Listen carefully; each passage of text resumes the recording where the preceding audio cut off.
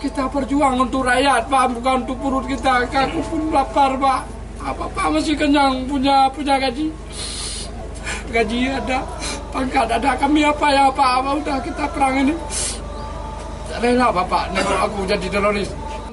Kecewa dengan pemerintah yang tidak memperdulikan nasib mereka, sejumlah mantan kombatan Gerakan Aceh Merdeka menyandra 3 unit mobil dinas milik pemerintah Kabupaten Aceh Timur di lokasi Taman Sri Ratu Safiatuddin, Banda Aceh.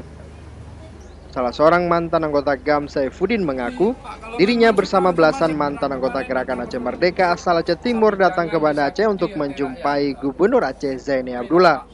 Karena tidak bertemu, mereka selanjutnya menyandra mobil dinas Kabupaten Aceh Timur sebagai bentuk protes atas sikap pemerintah yang tidak memberikan lowongan pekerjaan bagi mereka.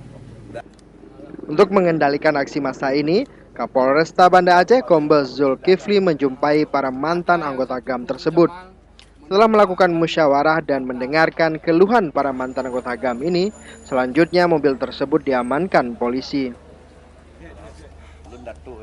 Kita kemarin ada beberapa saudara-saudara kita yang dianggap menyandera mobil dinas dari Bupati Aceh Timur.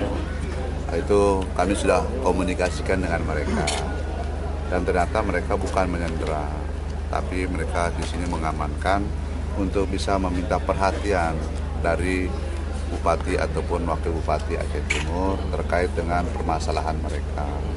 Yang intinya mereka ini kan rekan-rekan yang ingin mencari atau mendapat pekerjaan untuk bisa hidup, ya, untuk bisa mendapat makan.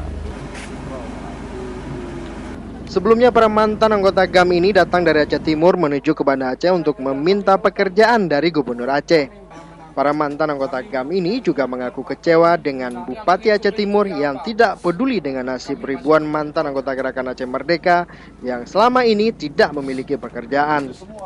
Dari Banda Aceh, Rasa Putra melaporkan untuk Aceh Video.